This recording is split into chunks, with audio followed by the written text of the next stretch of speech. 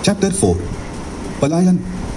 मुस्लिम league की पाकिस्तान की मांग इस परिकल्पना पर आधारित थी कि हिंदू और मुसलमान अलग अलग राष्ट्र हैं, जिनमें से प्रत्येक को एक अलग और विशिष्ट मातृभूमि का अधिकार है, जहां वे अपनी संस्कृति, परंपरा, धर्म और राजनीति को विकसित करने के लिए स्वतंत्र होंगे।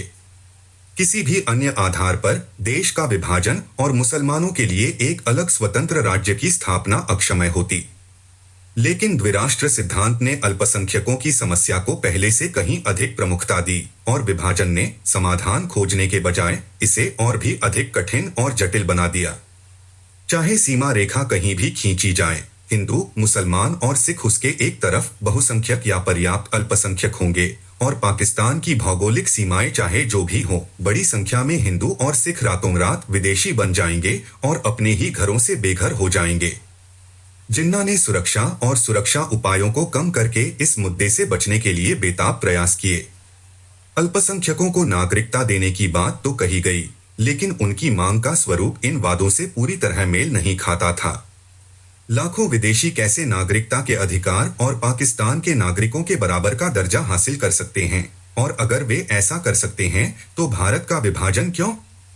मुसलमानों को भारत का नागरिक क्यों नहीं बने रहने दिया जाए?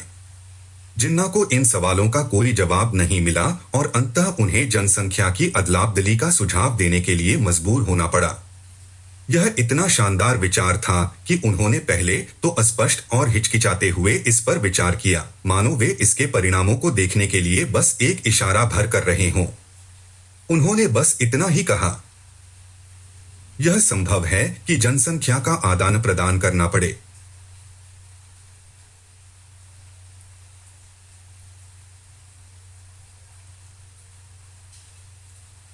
अगर यह पूरी तरह से स्वैच्छिक आधार पर किया जा सके। किसी ने भी जिन्ना को गंभीरता से नहीं लिया और एक साल तक उनके द्वारा सोची गई इस संभावना के बारे में बहुत कम कहा गया। हालांकि मुस्लिम लीग के लिए यह बहुत जरूरी था, क्योंकि यह पाकिस्तान के विरोधियों को एक पूर्ण उत्तर था। स्वैच्छिक आधार पर आदान प्रदान असंभव था। पंजाब, उत्तर पश्चिम सीमांत प्रांत, सिंध और बंगाल के हिंदू सिख कभी भी अपनी जमीन, उद्योग और वाणिज्य को छोड़ने के लिए सहमत नहीं हो सकते थे, जिसे उन्होंने अपने पैसे और श्रम से खड़ा किया था, और जिन्ना की एक इच्छा को पूरा करने के लिए भिखारी और खानाबदोश बन सकते थे। नहीं संयुक्त प्रांत, बॉम्बे, मद्रास, बिहार और मध्य प्रांत के मुसलमान अपनी मातृभूमि को छोड़ने, अपना सब कुछ त्यागने के लिए तैयार होते और जीवन को जीने लायक बनाते थे, और दूर देशों में पलायन करने के लिए तैयार होते। मनुष्य जिस मिट्टी में रहते हैं, उसमें उनकी नैतिक और सांस्कृतिक जड़ें जम जाती हैं और वे पीढ़ियों तक फलते फूलते रहते हैं, और जो बंधन उन्हें अपने मूल गांव और कस्बे से बांधते हैं, वे आसानी से नहीं टूटते। स्वैच्छिक आधार पर समझौतों के आदान प्रदान का सपना साकार होना असंभव था, और मुस्लिम लीग को इस कठिनाई को हल करने का कोई और तरीका ढूंढना पड़ा।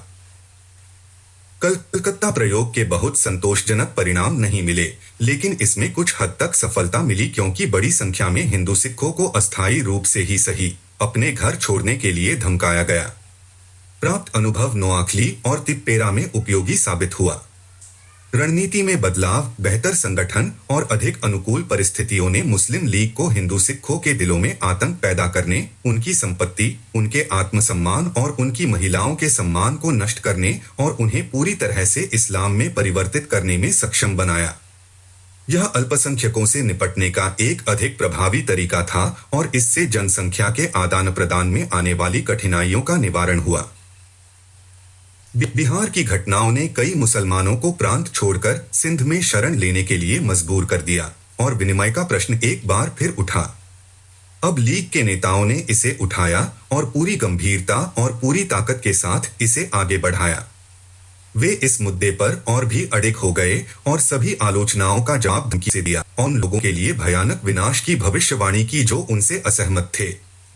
25 नवंबर 1946 को जिन्ना ने कराची में एक कॉन्फ्रेंस को संबोधित हुए यह राय व्यक्त की कि केंद्रीय और प्रांतीय दोनों ही अधिकारों को जनसंख्या विनिमय के प्रश्न पर तुरंत विचार करना चाहिए। इस पर पूरे भारत में सिखों ने विरोध का तूफान खड़ा कर दिया। उदारवादी नेता जमाल सलवार ने इस विचार को बेहद अव्यावहारिक बताया। सरस्वती सिंह ने कहा, पंजाब के सिख इस दिशा में किसी भी कदम को बर्दाश्त न करेंगे। सार पटने नागपुर विश्वविद्यालय सम्मेलन को संबोधित करते हुए जिन्ना के प्रस्ताव को बेतुका और कभी भी साकार न होने वाला बताया। दूसरी ओर मुस्लिम लीग के नेताओं ने इस योजना का तहे दिल से समर्थन किया। ममदोट के खान इफ्तिखार हुसैन खान ने बड़े उत्साह के साथ घोषणा की कि जनसंख्या का आदान प्रदान मुसलमानों की विविध समस्याओं का सबसे व्यावहारिक समाधान प्रस्तुत करता है। हम इसके लिए सरदार पटेल या डॉक्टर खरे से नहीं कहेंगे, बल्कि अपनी अंतर्निहित शक्ति से इसे प्राप्त करेंगे। जनसंख्या की अदलाबदली पाकिस्तान के खिलाफ सबसे महत्वपूर्ण तर्क को मिटा देगी, जो कांग्रेस के शस्त्रागार से लगातार दागा जाता रहा है। इस कथन में निहित स्पष्ट घोषणा और बेबाक धमकी अल्पसंख्यकों में विश्वास जगाने के लिए बिल्कुल भी उपयुक्त नहीं थी। सिंध के नेता पीर लाही बख्श ने कहा कि वह अल्पसंख्यकों की सुरक्षा के लिए जनसंख्या की अदलाबदली का स्वागत करते हैं, क्योंकि ऐसा आदान प्रदान सभी सांप्रदायिक दंगों को समाप्त कर देगा। पंजाब के गवर्नर सर इवान जेनकिंस ने कहा कि जनसंख्या की अदलाबदली की वकालत करके मुस्लिम लीग पंजाब से हिंदुओं को जबरन खदेड़ने की सोच रही है। इस पर राजा गजनफर अली खान ने विरोध जताया। यह निश्चित रूप से ऐसा नहीं है। उन्होंने कहा, मुस्लिम लीग मुस्लिम बहुल क्षेत्रों में रहने वाले अल्पसंख्यकों की सुरक्षा के लिए हर संभव प्रयास करेगी और हिंदुओं में सुरक्षा की भावना को मजबूत करने की योजनाओं के लिए हर संभव मदद देने के लिए भी तैयार रहेगी जहां वे बिखरे हुए अल्पसंख्यक के रूप में रह रहे हैं, लेकिन उनकी सहानुभूति के दावों का गलत अर्थ न निकाला जाए। इसके लिए उन्होंने अंधकार में कहा, जो कुछ हुआ है उसके बाद वर्तमान स्थिति को शांति से स्वीकार नहीं किया जा सकता और अल्पसंख्यक जो अपनी संख्या की कमी के कारण बहुत बिखरे हुए और असहाय हैं, उन्हें उन लोगों के लिए एक आकर्षक शिकार के रूप में नहीं छोड़ा जाना चाहिए जो संगठित अराजकता का प्रबंध कर सकते हैं। फिरोज खान नून ने पहले ही धमकी दी थी कि अगर हिंदू सिख विद्रोही ऊंचाई पर पहुंच गए तो बदला खान और हलाकू खान के खूनी तांडव फिर से शुरू हो जाएंगे। अब सब कुछ तैयार था और जनवरी 1947 में पंजाब गठबंधन मंत्रालय के विरुद्ध आंदोलन शुरू हो गया।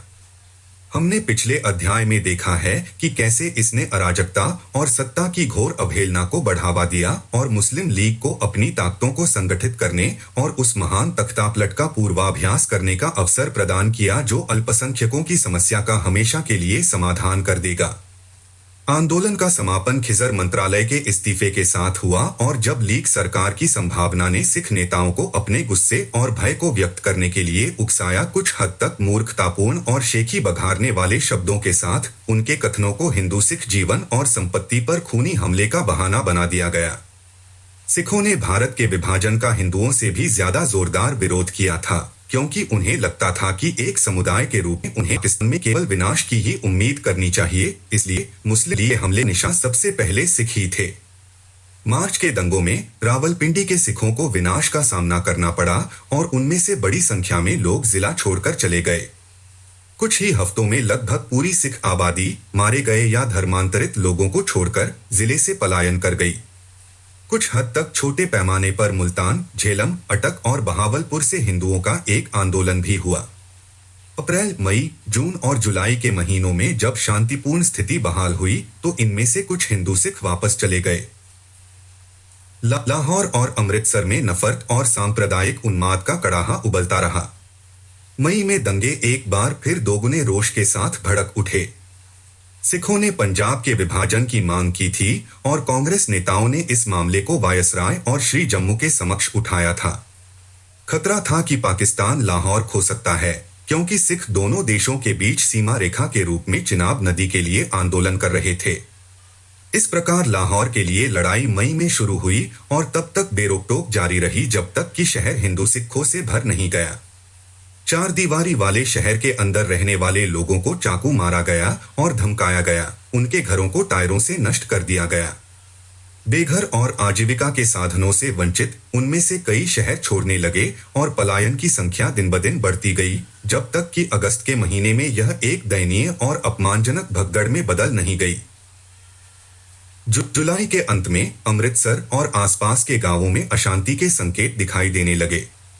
पश्चिमी पंजाब से शरणार्थी महीनों से पलायन कर रहे थे। कष्ट और क्षति, दुख, पीड़ा और आतंक की कहानियां व्यापक रूप से प्रचलित हुईं। आक्रोश और आक्रोश तब तक बढ़ता रहा जब तक कि वे मानवीय सहनशीलता की सीमा को पार नहीं कर गए। हर दिन बदला लेने और प्रतिशोध का नया कारण सामने आता था। इतने लंबे समय से दबा हुआ क्रोध का तूफान अगस्त की शुरुआत में फूट पड़ा और सिखों ने ग्रामीण इलाकों में मुसलमानों पर हमला करना शुरू कर दिया। अमृतसर शहर में मई और जून के दौरान मुसलमानों की जान लगभग हिंदू सिखों की जान के बराबर थी। हालांकि हिंदू सिखों को भी काफी अधिक नुकसान हुआ।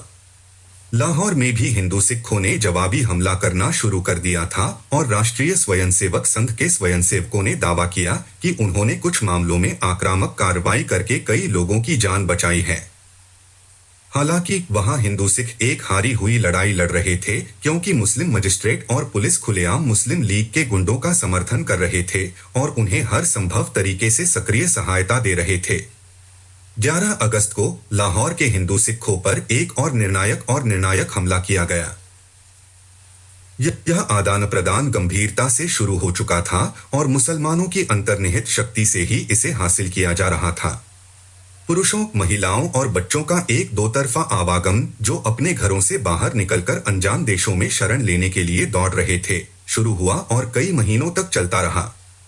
केवल वे ही लोग जिन्होंने किसी शरणार्थी ट्रेन में यात्रा की है या किसी पैदल कारवां को उसकी धीमी और अंतहीन यात्रा पर देखा है, उन समस्याओं की गंभीरता का अंदाजा लगा सकते हैं जिनका सामना भारत सरकार और पूर्वी पंजाब के राज्यपालों को करना पड़ा, या 40 लाख लोगों को परिवहन, भोजन, आवास, देखभाल और चिकित्सा सहायता प्रदान करने में आने वाली कठिनाइयों का। पलायन इतनी तेजी से बढ़ा और गति पकड़ी कि शरणार्थियों की सुरक्षा और परिवहन के लिए तंत्र को व्यवस्थित करने और उसे प्रभावी ढंग से काम करने की स्थिति में लाने में कुछ समय लगा। पश्चिमी पंजाब के सभी हिंदू सिखों ने पाकिस्तान छोड़ने की तत्काल आवश्यकता महसूस की, जहां 1 या 2 दिनों में ही जीवन की स्थितियां असंभव हो गईं और विनाश ही एकमात्र विकल्प बचा था। हैमलेट्स से और गांवों में लोग शिकार किए गए जानवरों की तरह बड़ी संख्या में शहरों में शरण लेने के लिए भागे, जहां उन्हें सुरक्षा की उम्मीद थी। उन्हें अपने मवेशी, घरेलू सामान या अपनी प्रिय वस्तुएं ले जाने की अनुमति नहीं थी। रास्ते में उन्हें परेशान किया गया, अपमानित किया गया और लूटा गया। उनकी युवतियों के साथ छेड़छाड़ की गई और उन्हें प्रताड़ित किया गया। जिन लोगों को दूरदराज के इलाकों और अलग-थलग इलाकों में रहने का दुर्भाग्य था, उनके लिए बच निकलना असंभव था। कस्बों और शहरों में शरणार्थियों की बड़ी संख्या बढ़ती गई और उनमें से लाखों लोग मवेशियों के झुंड की तरह शिविरों में एक साथ भूखे हुए थे और इंतजार करते रहे। उन्हें खाने पीने की चीजें नहीं दी गईं और उन पर लगातार हमले किए गए। बड़े मीलेज से पैदल कारवां भारत के डोमिनियन की लंबी और खतरनाक यात्रा पर निकल पड़े। इनमें से कुछ कारवां 1 मील से भी ज्यादा लंबे थे और अपनी लंबी यात्रा में धीरे धीरे आगे सगोधा, लायलपुर, मोंटगोमरी से बल्लोकी से फिरोजपुर की ओर बढ़ते रहे। अन्य स्थानों से लोगों को ट्रेन और मोटर लॉरी द्वारा निकाला गया। रोलिंग स्टॉक की आपूर्ति अपर्याप्त थी और आवास अत्यंत सीमित थे। हर ट्रेन अंदर और बाहर से खचाखच भरी थी। लोग छत पर चढ़ गए और घुमावदार सतह पर संतुलन बनाए बैठे। वे फुटबोर्ड पर खड़े थे, दरवाजों के हैंडल से चिपके हुए, पत्थरों की बौछार या गोलियों की बौछार के खतरे के सामने। घंटों तक ट्रेनें बिना किसी स्पष्ट कारण के रोकी गईं, जबकि यात्रियों को भीषण गर्मी में कष्ट सहना पड़ा। कोई भोजन नहीं दिया गया, पानी उपलब्ध नहीं था और अगर कोई किसी भी उद्देश्य से ट्रेन से उतरता तो उसके जीवित वापस न लौट पाने का खतरा रहता था। छोटे बच्चे और शिशु प्यास और भूख से मर गए। जब गोद में लिए बच्चे पानी की एक बूंद के लिए तब तक रोते रहे जब तक उनके सूखे गले से कोई आवाज नहीं आई, तो निराश होकर माता पिता ने उन्हें अपना मूत्र पीने को दिया। ट्रेन पर हमले के बाद हुई बारिश गुंडों और सशस्त्र राष्ट्रीय रक्षकों के दल, जिन्हें रक्षक के रूप में भेजे गए 2 सैनिकों की सहायता थी।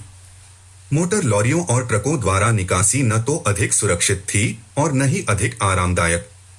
ट्रक अधिकांशतः बिना छत वाले परिवहन वैन थे और यात्रियों को खड़े रहना पड़ता था ताकि अधिक लोगों को जगह मिल सके। वे इस तरह घंटों तक हत्यारे गिरोहों से भरी सड़कों पर यात्रा करते रहे। ट्रकों पर अक्सर हमले होते और लूटपाट होती थी। पैदल कारवां में जीर्ण शीर्ण वृद्ध पुरुष और महिलाएं, एक लंबे और दर्दनाक मार्च की कठिनाइयों का सामना करने में असमर्थ सड़क के किनारे लेट गए और बिना कराह के दम तोड़ दिए, जब तक कि पूरा रास्ता फूली हुई और सड़ती हुई लाशों, जानवरों और मानव कंकालों से अटा नहीं गया। मृतकों के लिए रुकने और शोक करने का समय नहीं था। कारवां को भागते हुए पराजित लोगों के कारवां के साथ चलना पड़ा। यही वह पलायन था जिसके बारे में जिन्ना ने अपने तीखे हमले में बात की थी। हिंदू सिख, हम एक गहरी और सुनियोजित साजिश के शिकार हुए हैं, जिसे ईमानदारी, शिष्टता और सम्मान के बुनियादी सिद्धांतों की घोर अवहेलना करते हुए अंजाम दिया गया है। अपने लोगों से उन्होंने कहा, एक पल के लिए भी यह न सोचें कि आपके दुश्मन कभी अपने मंसूबों में कामयाब हो सकते हैं, लेकिन साथ ही अपने सामने मौजूद स्थिति को हल्के में न लें। आपको बस मुजाहिदों की भावना विकसित करनी है। पश्चिमी पंजाब सरकार के अधिकारियों से कोई सहयोग नहीं मिला। शिकायतें की गईं कि पूर्वी पंजाब से मुस्लिम शरणार्थियों को ले जाने वाली ट्रेनों के डिब्बे पूरे नहीं भरे गए। पश्चिम की ओर जाने वाली ट्रेनों में आमतौर पर 2 इंजनों द्वारा खींची जाने वाली 25 बोगियां होती थीं। वापस भेजी गई ट्रेनों में 1 इंजन द्वारा खींची जाने वाली केवल 12 बोगियां थीं। अंतर डोमिनेंस समझौतों के बावजूद सभी जगहों पर अनधिकृत तलाशी जारी रही। सिंध में प्रधानमंत्री ने तलाशी पर रोक लगाने के केंद्र सरकार के अधिकार को खुले तौर पर अस्वीकार कर दिया। अनुरक्षण दल के कर्मचारी अक्सर मुस्लिम होते थे, जिन पर शरणार्थियों को भरोसा नहीं था। उनके डर अक्सर जायज होते थे। शिविरों और शरणार्थियों को अपर्याप्त भोजन उपलब्ध कराया गया। भारत सरकार ने अपने लोगों की पीड़ा को कम करने के लिए हर संभव प्रयास किया। भूखे शरणार्थियों को खिलाने के लिए हवाई जहाज खाद्य सामग्री लेकर गए। 9 सितंबर को 6 डकोटा विमान खाद्य सामग्री से लदे हुए भेजे गए। 2 अक्टूबर को 32,000 पाउंड भोजन गिराया गया। 17 और 18 अक्टूबर को 12,138 पाउंड और 21 और 22 को 24,924 पाउंड भोजन गिराया गया। हिंदू सिखों के दूरस्थ इलाकों को खाली कराने में संपर्क एजेंसी को आई कठिनाइयों और पाकिस्तानी अधिकारियों के सहयोग की कमी के उदाहरण के तौर पर इसाखेल के हिंदू सिखों को कैसे निकाला गया, इसकी कहानी सुनाई जा सकती है। इसाखेल सिंधु नदी के पार काबाग से लगभग 50 मील की दूरी पर स्थित है। यह सीमा के पास है और कबायली इलाके से ज्यादा दूर नहीं है। जब पश्चिमी पंजाब के विभिन्न जिलों में अशांति शुरू हुई तो इसाखेल के कुछ हिंदुओं ने अपने परिवारों को भारत भेजने का फैसला किया, जबकि वे खुद अपनी जमीनों और कारोबार की देखभाल के लिए वहीं रह गए। जैसे जैसे स्थिति बिगड़ती गई और परिवहन संबंधी कठिनाइयां बढ़ती गईं, भारत में रहने वाले रिश्तेदार इसाखेल में बचे लोगों की सुरक्षा को लेकर चिंतित हो गए और उन्होंने भारत सरकार से इन दुर्भाग्यपूर्ण लोगों को बाहर निकालने के लिए लगातार अपील की। ब्रिगेडियर कीनन के साथ मुख्य संपर्क अधिकारी ने मियांवाली का दौरा किया और उपायुक्त से संपर्क किया। मुख्य संपर्क अधिकारी ने उसे बताया कि वह स्वयं स्थानीय परिस्थितियों का निरीक्षण करना चाहता है और इसाखेल के हिंदुओं को निकालने की व्यवस्था करना चाहता है। उपायुक्त ने संपर्क अधिकारी के प्रस्ताव को अस्वीकार कर दिया और कहा कि इसाखेल के सभी हिंदुओं ने स्वेच्छा से इस्लाम धर्म अपना लिया है और उनमें से कोई भी भारत नहीं जाना चाहता।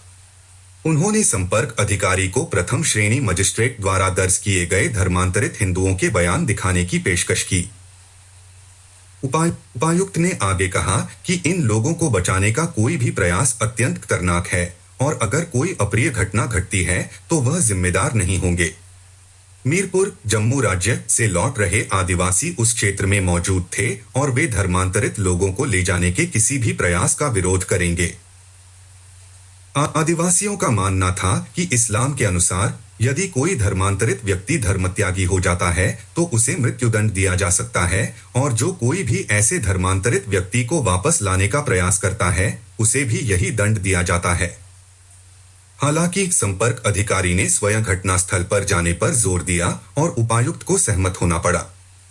जब ब्रिगेडियर केकेन ने परिवहन की व्यवस्था में मदद के लिए मियांवाली स्थित पाकिस्तानी कमांडर से संपर्क किया तो भी इसी तरह की आपत्तियां उठाई गईं और पाकिस्तानी कमांडर ने जोर देकर कहा कि इसाखली के हिंदुओं को निकाले जाने का कोई अधिकार नहीं है, भले ही वे भारत जाने की इच्छा व्यक्त करें।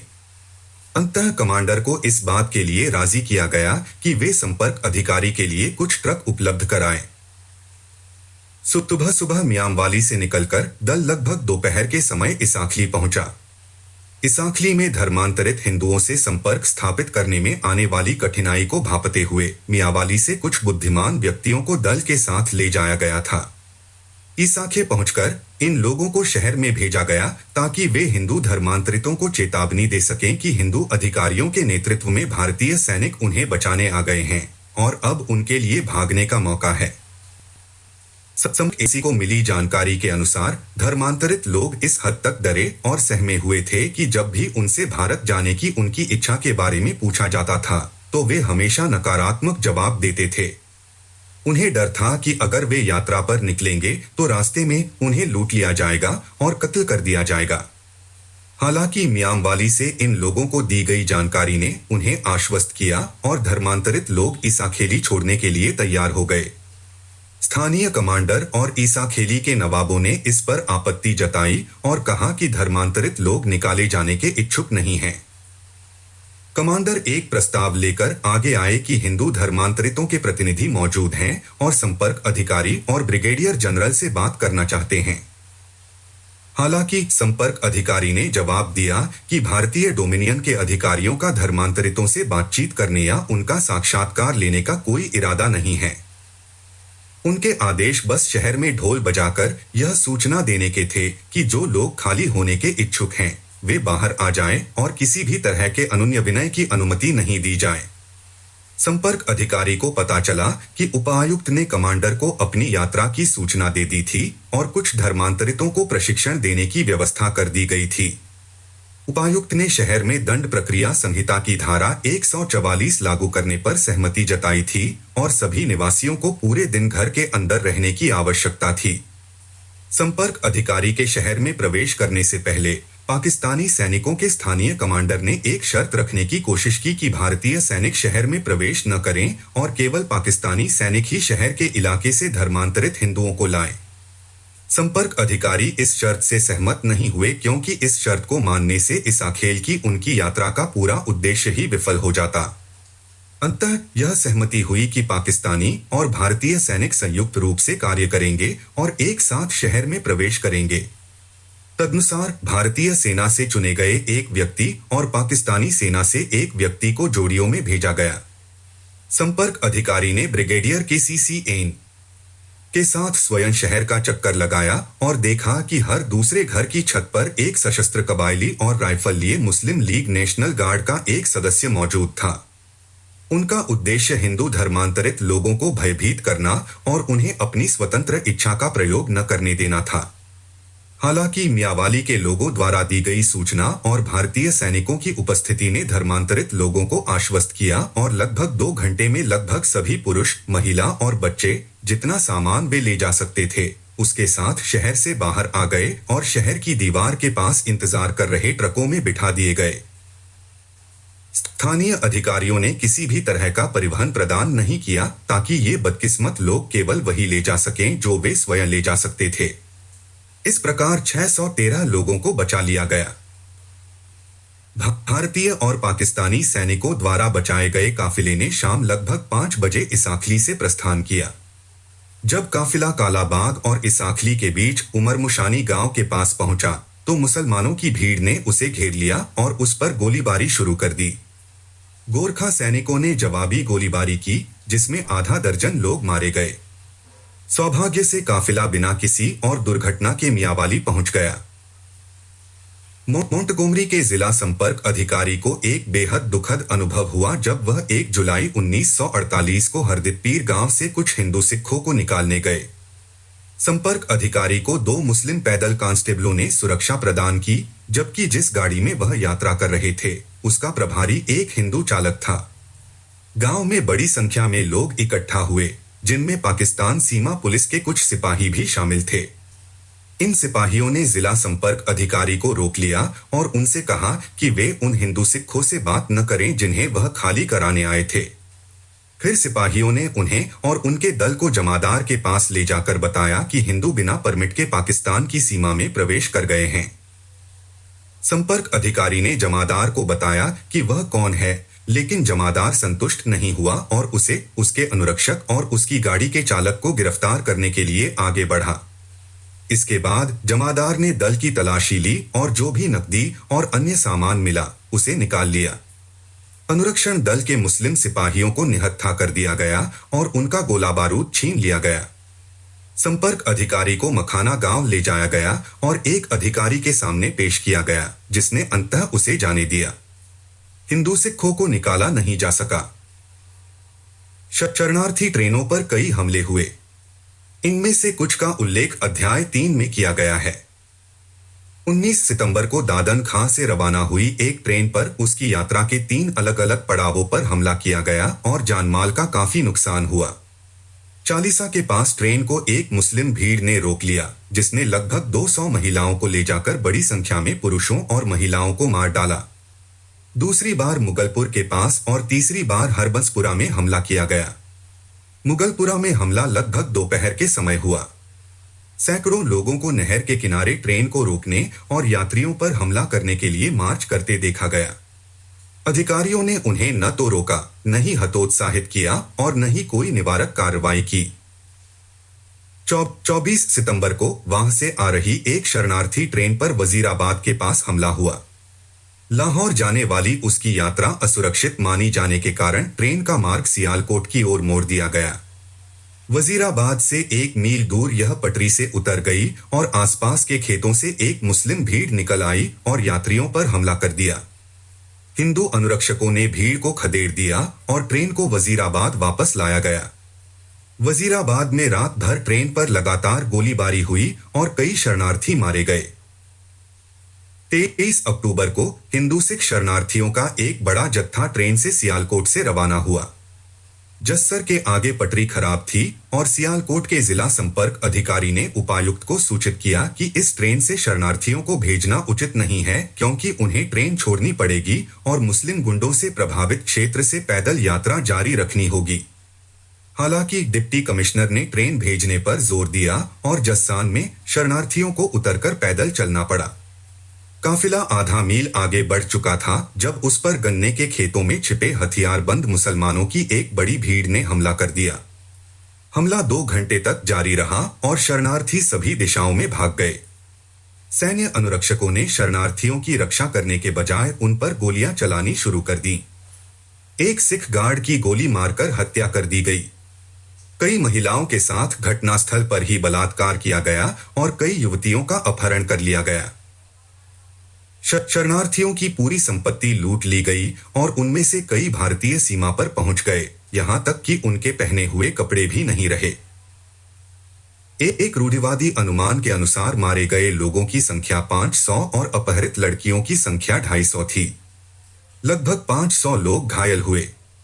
एक सैन्य अधिकारी जो उस जगह के ऊपर से उड़कर आया था जहां हमला हुआ था, ने देखा कि पूरा इलाका चिथड़ों और लाशों से पट गया था। जनवरी 1948 में गुजरात रेलवे स्टेशन पर बन्नू से आए शरणार्थियों की एक ट्राम पर हुए हमले के परिणामस्वरूप हिंदू सिखों का एक और भयानक नरसंहार हुआ। लगभग 2400 हिंदू सिखों को लेकर 2 ट्रेनें 10 जनवरी को बन्नू से रवाना हुई। जब ट्रेनें मारी सिंधु पहुंची तो यात्रियों को एक ट्रेन में स्थानांतरित कर दिया गया जो 11 तारीख की सुबह रवाना हुई।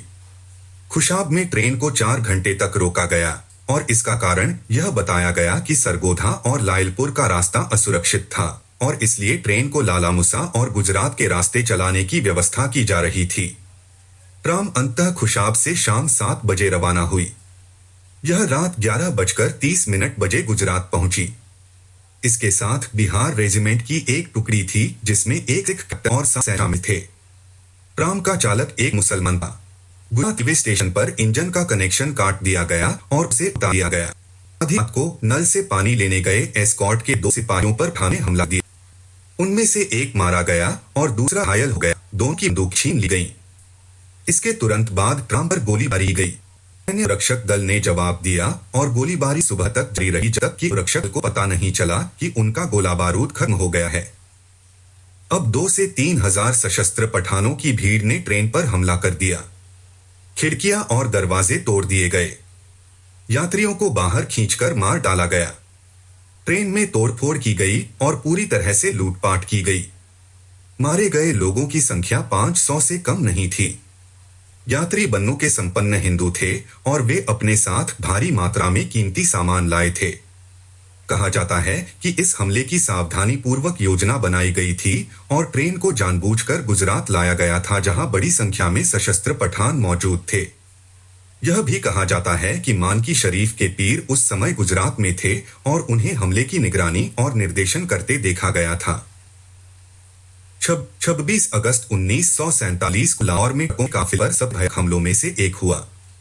35 सैन्य ट्रकों का एक काफिला इंडिक शरणार्थियों से भरा हुआ सुबह सियालकोट से रवाना हुआ। इस काफिले नेतृत्व एक ब्रिटिश अधिकारी और मुस्लिम सेना कर रही थी।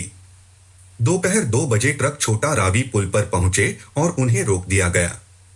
ब्रिटिश अधिकारी यह कहकर सियालकोट वापस चला गया कि उसे वहां ड्यूटी पर रिपोर्ट करना है। मुस्लिम ट्रक चालक चाय पीने के बहाने चले गए। लगभग 4 बजे भालों और कुल्हाड़ियों से लैस मुसलमानों की एक बड़ी भीड़ ने ट्रकों पर हमला कर दिया। मुस्लिम सिपाहियों ने इस हमले को रोकने के लिए कोई कदम नहीं उठाया और लाहौर से कोई भी हिंदू सिखों की मदद के लिए नहीं आया। भारी जनहानि हुई और जब ट्रक अंततः अमृतसर पहुंचे तो उनमें बड़ी संख्या में शव और घायल व्यक्ति पाए गए। अकेले या 2-3 के समूह में यात्रा करने वाले ट्रकों और ट्रकों पर अक्सर हमले होते थे। जुलाई 1948 तक पश्चिमी पंजाब की सड़कों पर ट्रकों से यात्रा करना पूरी तरह से असुरक्षित था। 11 सितंबर को 1000 से ज्यादा लोगों का एक पैदल काफिला लायलपुर से रवाना हुआ। मुस्लिम सेना ने इसका अनुरक्षण किया। यह 15 सितंबर को बालो की हेड पहुंचा और एक मुस्लिम भीड़ ने उस पर हमला कर दिया। अनुरक्षण दल भीड़ में शामिल हो गया और शरणार्थियों पर अंधाधुंध गोलियां चलाने लगा। अनुमान है कि लगभग 1000 लोगों की जान चली गई। लगभग 6 मील लंबे एक विशाल काफिले पर यात्रा के विभिन्न पड़ावों पर हमला किया गया। इस काफिले में शामिल शरणार्थी कई दिनों तक बिना भोजन के रहे। युवतियों का अपहरण और उनके साथ किया गया व्यवहार मानवीय संबंधों के इतिहास में एक घिनौना अध्याय रचते हैं। बेचारी मासूम लड़कियों, युवा विवाहित महिलाओं, कभी कभी गोद में शिशुओं के साथ को जबरन दूर स्थानों पर ले जाया जाता था। उनके साथ छेड़छाड़ और बलात्कार किया जाता था। एक आदमी से दूसरे आदमी को दिया जाता था। सस्ते माल की तरह उनका विनिमय किया जाता था और बेचा जाता था। कभी कभी उनका पता लगाना असंभव होता था। जब भारतीय उपनिवेश के प्रतिनिधि उन्हें वापस लाने गए तो उन्हें छिपा दिया गया और उनके रिश्तेदारों से मिलने नहीं दिया गया। बड़ी संख्या में उन्हें बरामद करने के बाद कुंजाह के एक शरणार्थी शिविर में लाया गया। इस शिविर की स्थिति का वर्णन करना मुश्किल है। 21 वर्षीय एक युवती ने अपने अनुभवों का वर्णन करते हुए कहा, मैं 2 महीने तक शिविर में रही। शिविर का जीवन बहुत दयनीय था। हमें चूने से भरी चपातियां दी जाती थीं और सैनिक लगातार हमारे साथ छेड़छाड़ करते थे। मौलवी आकर हमें भारतीय उपनिवेश के खिलाफ उपदेश देते थे। वे हमें बताते थे कि अगर हम उनके साथ रहेंगे तो हम स्वर्ग जाएंगे।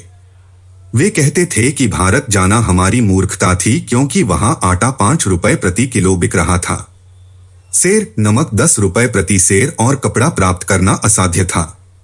उनके अनुसार सिख हिंदू लड़कियों को अमृतसर से आगे नहीं जाने दे रहे थे और उनका बलात्कार कर रहे थे और उनके दिल काट रहे थे। शिविर में लाई गई युवतियों के एक समूह ने कहा, हम 15वें दिन शिविर में पहुंचे। यह नर्क से कम नहीं था। आटे में चूना मिलाया गया था और पीने के पानी की गंध इतनी खराब थी कि उसे पीने से हमें उल्टी आ जाती थी। जब मुसलमान हमें खाना देते थे तो वे हमें यह कहकर ताना मारते थे कि वे चुड़ैलों को खाना खिला रहे हैं। बीमार बच्चों को गलत दवाइयां दी गईं और उनमें से कुछ अंधे हो गए और उन्हें दिए गए जहर के परिणामस्वरूप मर गए। सैन्य गार्ड रात में अपने दोस्तों को लाते थे और शिविर में युवतियों से छेड़छाड़ करते थे। वे हमारी लड़कियों को चुटकी काटते थे और अभद्र मजाक करते थे। जो गर्भवती थीं उन्हें गोली मार दी जाती थी। एक दिन एक आदमी ने मुझे पकड़ लिया और मुझे घसीटते हुए ले गया। जब मैं कराह रही थी और रोया, उसने मुझे लात मारी और फिर मुझे रोने के लिए छोड़ दिया। मेरे बगल में सो रही 14 या 15 साल की एक छोटी लड़की को घसीटकर ले जाया गया और उसके साथ बलात्कार किया गया। जब उसने विरोध किया तो उन्होंने उसे लात मारी। सुबह उसका चेहरा ऐसा लग रहा था जैसे उसे चाकू से खरोंचा गया है। सुल्तान नाम के एक मुस्लिम से जबरन शादी करवाई गई एक युवती ने कहा, जब भी सुल्तान को भारतीय सेना के आने की खबर मिलती तो वह मुझे बाहर ले जाता और ऊपर से गायों से भरे गड्ढों में छिपा देता, जिससे सांस लेने के लिए बहुत कम जगह बचती। इस तरह उसने कई बार सेना को धोखा दिया। एक दिन सेना अनजाने में स्टेशन पहुंच गई। सुल्तान ने मुझे घर में बंद कर दिया और बाहर चला गया। सैनिकों ने जोर से पुकारा कि अगर कोई हिंदू महिला आसपास हो तो वह बाहर आ जाए। मैंने एक खिड़की से बाहर झांका और सैनिकों को देखकर डर गई, लेकिन उनके आश्वासन ने मुझे आश्वस्त कर दिया। मुझे उस खिड़की से घर से बाहर निकाला गया और लाहौर लाया गया। कुछ दुर्लभ मामलों में लड़कियों को यह सौभाग्य मिला, दयालु व्यवहार। कम से कम एक ऐसा मामला दर्ज है जिसमें एक मुसलमान अपनी हिंदू पत्नी को स्वेच्छा से सैन्य शिविर ले गया और उसे उसके रिश्तेदारों को सौंप दिया। लायलपुर से पैदल काफिले के साथ यात्रा कर रही 22 वर्षीय एक युवती ने कहा, जब मैं बड़ी हुई तो जेने खुद को अनाथ पाया। जिन लोगों के साथ मैं रह रही थी उन्होंने मुझे तारा सिंह नाम के एक बूढ़े व्यक्ति को बेच दिया। उसने मुझसे बच्चे पैदा करने के उद्देश्य से शादी की और मेरे लिए 500 रुपए दिए। उसने मेरे साथ अच्छा व्यवहार किया। जब काफिला लायलपुर से चला तो हम सभी उसमें सवार हो गए। हमारे घर से निकलने से पहले ही सेना ने हमारा सब कुछ लूट लिया था। पहले उन्होंने हमारे हथियार छीन लिए, फिर हमारे कीमती सामान। रास्ते में मैं अपने लोगों से अलग हो गया। मैंने रास्ते में पुरुषों की हत्या और महिलाओं के साथ बलात्कार होते देखा। अगर कोई विरोध करता तो उसे मार दिया जाता। एक महिला के साथ कई पुरुषों ने बलात्कार किया। इसके बाद लगातार 3 पुरुषों ने मेरा बलात्कार किया। आखिरकार एक आदमी मुझे अपने घर ले गया और वहां 8 दिनों तक रखा। उसने मेरे साथ जानवरों जैसा व्यवहार किया। उसने मुझे शारीरिक यातनाएं दी, मेरे मुंह में गाय की हड्डियां ठूंस दी ताकि मैं इस्लाम धर्म अपना लूं, और जब मैंने विरोध किया तो उसने मुझे पीटा और अपने बिस्तर के नीचे लिटा दिया। उसने मेरे हाथ चारपाई के पैरों के नीचे रख दिए और नमाज पढ़ने के लिए उस पर बैठ गया। उसने मुझसे नमाज दोहराने को कहा जबकि मैं दर्द से तड़प रहा था। जब मैं उसके द्वारा कहे गए शब्दों का उच्चारण नहीं कर पाई तो उसने मुझे अपनी बंदूक से गोली मारने की धमकी दी। 8 दिनों की इस यातना के बाद सेना ने मुझे बरामद किया। मुझे अमृतसर ले जाया गया और फिर गांधी वनिता आश्रम लाया गया। इस बदकिस्मत महिला का बयान लेने वाली महिला तथ्यान्वेषी अधिकारी ने देखा कि उसकी पीड़ा की सीमा ने उसका दिमाग असंतुलित कर दिया था।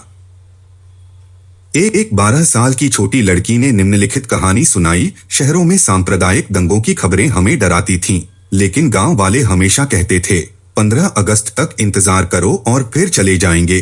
पड़ोसी गांवों में मुसीबत आ गई और फिर मेरे रिश्तेदारों ने लोगों का एक समूह इकट्ठा किया और हम गांव से बाहर आ गए। हम थोड़ी ही दूर गए थे कि मुसलमानों की भीड़ ने हम पर हमला कर दिया। मुझे 5 जगहों पर चाकू मारा गया। कई लोग मारे गए और कई भाग गए। मैं अपने माता पिता से अलग हो गई।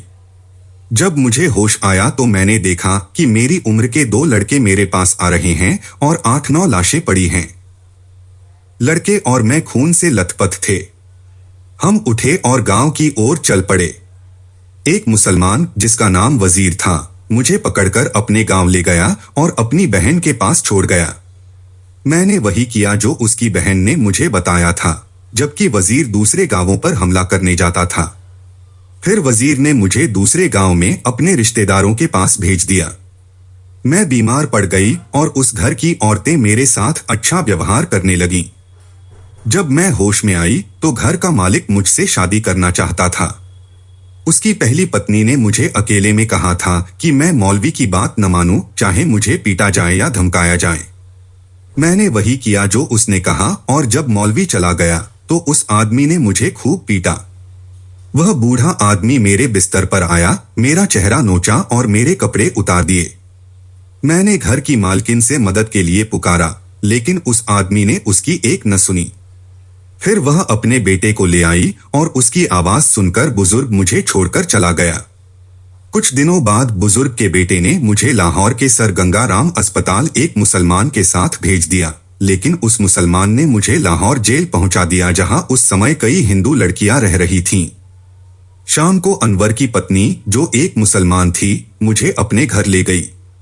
उसके साथ पहले से ही 2 और लड़कियां रह रही थीं। हम तीनों एक ही कमरे में सोते थे। अनवर की पत्नी ने मुझसे कहा कि जब उसका बेटा अपनी पढ़ाई पूरी कर लेगा तो वह मेरी शादी उससे कर देगी।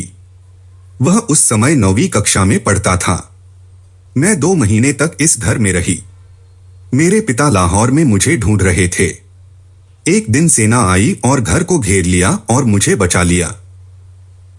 धीरे धीरे और चरणबद्ध तरीके से नागरिक प्रशासन और सैन्य निकासी संगठन द्वारा अपने संसाधन जुटाए जाने के साथ ही स्थिति नियंत्रण में आ गई। परिवहन और अनुरक्षकों की व्यवस्था करने, दूरदराज के इलाकों में अलग थलग पड़े इलाकों में मदद भेजने और अपहृत महिलाओं की तलाश करने में घातक और कष्टदायक देरी हुई। सरकार को भारी बाधाओं का सामना करना पड़ा। अभूतपूर्व बाढ़ ने संचार व्यवस्था को तोड़ दिया। पूर्वी पंजाब में रेलवे ट्रैक के कुछ हिस्से बह गए, सड़कें मरम्मत से परे क्षतिग्रस्त हो गईं, टेलीफोन और टेलीग्राफ प्रणालियां अक्सर ठप रहीं। इस बीच संकटग्रस्त शरणार्थी सरकार के सभी विभागों से मदद के लिए जोरदार और उन्मत्त अपील करते रहे। कुछ लोगों का विश्वास केवल सर्वोच्च पर था और उन्होंने श्री नेहरू और सरदार पटेल को व्यक्तिगत पत्र भेजे। अगस्त, सितंबर और अक्टूबर 1947 के महीनों के लिए प्रधानमंत्री के पत्राचार रजिस्टर में सभी प्रकार के लोगों के पत्रों का एक विचित्र संग्रह था। ऐसे पत्र थे जिनमें उनसे अपने व्यक्तिगत बेटे को या पत्नी, पिता या किसी दूर के रिश्तेदार को बचाने के लिए कभी कभी किसी कारखाने, किसी मशीनरी, कैश बॉक्स या फर्नीचर के किसी सामान को बचाने के लिए कहा जाता था। भारत सरकार के अनिर्णय की शिकायत करने वाले पत्र थे। प्रधानमंत्री पर हिंदू सिखों के प्रति सहानुभूति की कमी का आरोप लगाने वाले पत्र, पश्चिमी पंजाब के हिंदुओं की कीमत पर जीत का फल भोगने का आरोप लगाने वाले पत्र, पाकिस्तान में छोड़ी गई संपत्ति का विवरण देने वाले पत्र, उन रिश्तेदारों का विवरण जिनके बारे में पता नहीं चला, क्षमा याचना वाले पत्र, शिकायत वाले पत्र, उन चीजों के बारे में बताने वाले पत्र जो उन्हें अच्छी तरह से पता थीं। ऐसे पत्र जिनकी शुरुआत यह कहकर होती थी कि लेखक दुनिया के सबसे महान व्यक्ति को संबोधित करने का अवसर ले रहा है। ऐसे लोगों के पत्र जिन्होंने दावा किया कि वे वर्षों पहले किसी अवसर पर प्रधानमंत्री से मिले थे। स्पष्ट रूप से पूरी तरह से अजनबियों के पत्र, अधिकारियों, व्यापारियों, दुकानदारों, अमीर लोगों, गरीब लोगों, पीड़ा में डूबे लोगों, अपनी संपत्ति से वंचित लोगों, नौकरी मांगने वाले लोगों के पत्र। एक पत्र की शुरुआत इस प्रकार हुई: प्रिय महोदय, मैं दुनिया का एक गरीब और गंदा आदमी हूँ। मैंने आपके लिए एक पत्र लिखा है, लेकिन अभी तक कोई जवाब नहीं आया है। आप अब आजादी का आनंद ले रहे हैं। मैं अब पैसों के लिए दुखी हूँ। एक अन्य संवाददाता ने कहा, महाराज, मैं भारी मन से आपको अपनी पूरी दयनीय आत्मकथा सुना रहा हूँ। लेखक, जिसने खुद को एक गरीब छात्र बताया था, ने फिर अपने शैक्षणिक जीवन का वृत्तांत दिया। एक थके हुए प्रधानाध्यापक, जो अपने दामाद का पता नहीं लगा पा रहे थे, ने लिखा, आदरणीय पंडित जी, बड़ी झिझक के बाद मैं आपको यह लिख रहा हूं, यह जानते हुए कि आपका समय बहुत कीमती है। जिस बात ने मुझे आपको यह लिखने के लिए मजबूर किया है वह यह है कि इधर उधर देखने पर भी मुझे दुनिया में आपके अलावा कोई ऐसा नहीं मिला जो मेरी विपत्ति में मेरी मदद कर सके। दिन ब दिन, हफ्ते दर हफ्ता पश्चिम पंजाब से हिंदू सिख रेलगाड़ियों, ट्रकों, हवाई जहाजों, बैलगाड़ियों और पैदल लोग सीमा पार आते रहे और दिसंबर 1947 के अंत तक उनमें से 40 लाख लोग भारत आ गए। वे सभी अपनी संपत्ति और कीमती सामान पीछे छोड़ गए थे। उनमें से अधिकांश ने शोक सहा था। उनके शरीर बीमार और घायल थे। उनकी आत्माएं आतंक के आघात से आहत थीं। वे एक नए घर में आ गए। शरणार्थी शिविरों में बेचैनी थी और भविष्य अनिश्चित आशाओं से भरा था, लेकिन अंततः उनका जीवन खतरे से मुक्त हो गया और उनकी महिलाओं का सम्मान सुरक्षित हो गया। जैसे ही उन्होंने सीमा रेखा पार की और भारत में प्रवेश किया, उनके थके हुए और लगभग ध्वनिहीन गले से एक सहज प्रतिवर्त क्रिया के साथ खुशी की चीख निकली। उनमें से कई लोग राहत की सांस लेते हुए जय हिंद का अभिवादन करते हुए रो पड़े।